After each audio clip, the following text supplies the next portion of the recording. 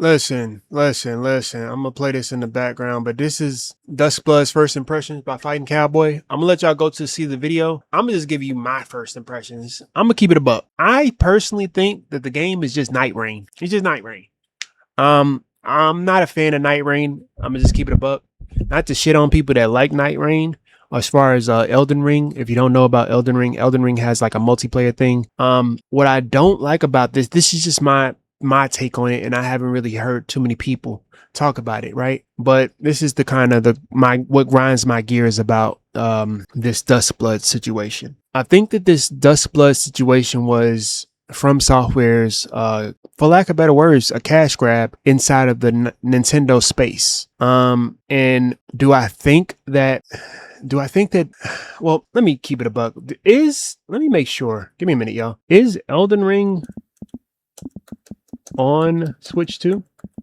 It is, isn't it? Or am I tripping? It is coming out August 28th, right? So I can't really say that it's a cash grab within the space, right? But what's making me think it is a cash grab within the space is that the aspect of that's actually the next couple of days, actually, when I think about it. What's tripping me out about this Dustblood situation is that I'm gonna let him explain it, but I don't know, it's weird. I'm gonna let him explain it because I personally, before I let it play, I personally think it's a cash grab within the space because it's kind of like it's an exclusive for Nintendo. You understand what I mean? And being that it's an exclusive for Nintendo, meaning that people are possibly going to go out there, buy a whole Nintendo Switch. This is why I think that this is when it comes to business. People are going to actually go out there and buy a whole Nintendo Switch just to play this game. It drives the sales up. And I think that Nintendo knew before Nintendo released the Switch 2, they knew that they had to figure out a way to get people in those stores to buy Switch 2s. It's still, as much as we talk about how much success, which it did have some success, Switch 2 did have some success on the first day numbers, like the first week numbers, right? But people are still not buying a console for Switch 2. Let's just keep it a buck. People are just sticking with the Switch 1. They're just sticking with the Switch 1 because it's really no exclusives. You know what I mean? There are a couple now. But it's nasty. I'm just gonna keep it a buck. Let me see. Feels very Bloodborne adjacent. Feels very Bloodborne coded. Even the PvP feels like Bloodborne. But the basic idea is we have a couple different things going on while we are in this world. We have our general level, which is going to be the experience that we get for killing stuff, as opposed to a typical Souls-like where you need to go buy a bonfire or a grace. As you kill stuff, you just vacuum up experience, your level increases. You don't drop this, you don't lose this. So technically speaking, it's not even like a Souls-like in the traditional sense. You're just getting XP and you're leveling. Now, besides that, we also have Virtue. Virtue is essentially our score for... Wow. The aspect of leveling up with XP is weird. That's weird. And yeah, that is weird. Running through this. And there's a couple different ways to earn Virtue. You can earn it. Repulsion Virtue you get from killing bosses, large bosses, enemies that are elite. Flame Virtue you can get by finding these like decrepit mummies around the world. If you're the first person that finds it, you light this little fire, you get Flame Virtue. In the second and third phases, you can earn Virtue at the ritual sites. Now the Pledge Virtue, this is like a King of the Hill type thing. You go up, you pledge yourself to it. If you are the one that holds that virtue, nobody else takes it from you. Like you need to actually go up, interact with it, hold the button. This locks it down and makes it like, oh, you know, you're the owner of this pledge. And then you are gaining pledge virtue by holding that. In addition, while you're at the ritual sites, you can earn sword virtue by killing other players that are there. So it's kind of like a King of the Hill / PvP type element going on in these zones.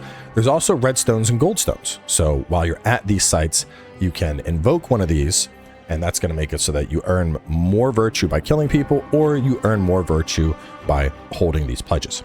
On top of that, there's also commendations. So the Bloodfang commendation, defeating an enemy contributes towards this. All enemies are legitimate targets. Basically, these are the PvE rewards. Like the guy who has killed the most enemies, he's going to get this one. The person who collects the most stuff, they're going to get this one. And so on top of gaining experience and leveling up, your virtue is also going to climb, and that's going to dictate who makes it. I wonder if they're doing it by like different lanes. How many lanes do they have? Now, the basic idea is in phase 1, you're world? not really all that worried about virtue. In phase 1, you're really just kind of going around the map, just kind of exploring. Like so, yeah, right now that's we're what it seeing seems some like. B-roll You're footage. just exploring around the world. Released out. But That's this definitely that's the fucking, and that's another thing. Like, who remembers this guy? I know I'm not the only one. Who does that remind you of, y'all? You remember Bloodborne? Who's that remind you of? It's like it's reused assets. That's another reason why I kind of don't like this Dust Bloods. That's just me personally. I know that there's people that's gonna. It's not something that's gonna get me to buy the system, let alone something that has me interested in the story. It's just, I don't know. Like, just, are we serious? Like, I know I'm not tripping for thinking like they were being lazy with this. It was a cash grab. That's why I say it was a cash grab, because it was lazy in the way that it went about. Like, that's the same fucking asset in it's a different costume, but it's the same asset in Bloodborne. It's like, come on, bruh. Would go down. You're just jumping into the map. You're looking for stuff to kill. You're looking to kill enemies. You're looking to gain experience. You're looking to get stronger. Think of it very similar to blood.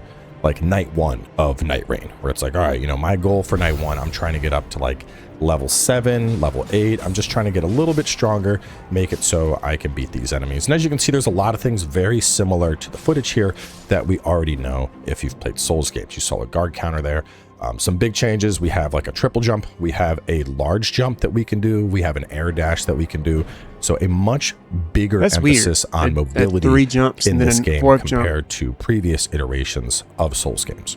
And so phase 1, we are just kind of running around the map. We're killing stuff, you know, doing our best to level up. Phase 2 and phase 3, virtue comes down much more important, has a much bigger place. Basically, whoever is at the bottom of the scoreboard at the end of phase 2 gets cut. And then at the end of phase 3, only the top 3 players, first, second, and third, are going to make it into the final phase, which is then a 3-way PvP showdown. Listen, now, apparently there are other... I'm gonna let y'all go watch the rest of the video. It's a cash grab to me, bro. It's a cash grab to me. I'm not gonna hold you. I think that they could have done better when it came to the execution of this game. It's got its little kinks. It's got its little things that is different, right? But, and you know, I guess in a sense, all fucking Souls games have similar characters. Like, I'm not sure if y'all know about Ornstein. He's like in damn near all of the fucking Souls. Like, I think that they even got an Ornstein inside of Bloodborne, to be honest with you. But I don't know. I think it's like, I wish that they had a fucking Sunbro inside all of them. Some of these monsters look like they a little bit different. That's definitely one of the weapons inside of Bloodborne. But it's like, how many times can you like make a brand new fucking invent a brand new fucking weapon, right? But I don't know. I think it's more so I think this is more so a cash grab just to get people to basically purchase the game. And a lot of this gameplay, you're going to see this if you're watching any other people that talk about the Dustblood gameplay. It's going to be the same footage. It's going to be the exact same footage, because I think that these people have played the game and learned the mechanics of the game. It's just a matter of them telling the public of what the game, because Nintendo don't play about they shit. I'm gonna just keep it a buck. I know that we think that From Software, no, it's Nintendo. Do not fucking showcase any of our gameplay. I wouldn't be surprised if they told them to come and actually play like a test game, you know what I mean? Like the beta game. But yeah, I'm not gonna hold you. I personally, I'm gonna end this off by saying that I personally believe that this is a cash grab to basically push people to purchase the Nintendo Switch 2 specifically. And do I think it's gonna be successful? Because Bloodborne and a lot of From Software games being a niche within a niche, I don't think it's gonna pull too many sales. I could be wrong, but I don't think it's gonna pull too many sales. Maybe a handful of people are going to be like, yeah, I got to get the Nintendo Switch 2 if they did not already have the Switch 2, just to purchase this Dustblood game. Me personally, the only thing that's going to possibly get me to purchase the Switch 2 is 2 things. I'm clearly a fan of Pokemon, right? The winds and waves. It's not looking good. I'm not gonna hold you. That kind of, it's dwindled as far as the expectations of that game when I seen a lot of the featured trailers. And then Zelda, Legend of Zelda, the remake. I know how people usually tend to feel about remakes, but we've been wanting a remake of Legend of Zelda for a long time, and I want to see how they're gonna execute that shit. And if I needed like a third contender, Pokepia. Pokepia does look fun. I'm not gonna hold you. I watched a lot of gameplay of it and the DLC. I do think that it could be fun. It's like a mixture of like a Harvest Moon and Animal Crossing, you know what I mean? Or Room Factory. But other than that, I think that I don't like the fact that this game is giving cash grabby feels. And I feel like I'm not alone in that feeling because of the nature of Nintendo. You understand what I mean? A lot of their games that they did come out that was exclusive was truly to just get people to purchase the system rather than actually making the game a fucking fun game or a exquisite game for the system itself, right? It was more so to get people to pull them in to like want to purchase the system. You understand what I mean? To play the game. And another thing that's going to probably drive the game sales is the aspect of PlayStation. I'm sure you heard that PlayStation is saying no longer are we doing physical media going forward in 2027. That's going to probably push people to like purchase more. This Christmas is going to be a lot of Nintendo sales. It's going to be some PlayStation sales too, but it's going to be a lot of Nintendo sales because of that. You know what I mean? The aspect of physical media. But I don't know. I got mixed feelings with this whole Duskblood situation. I'm not going to hold you. I do. And I hate having mixed feelings about From Software. That's all I wanted to say. That's just my 2 cents on the matter. And like that, we gone. Bankai.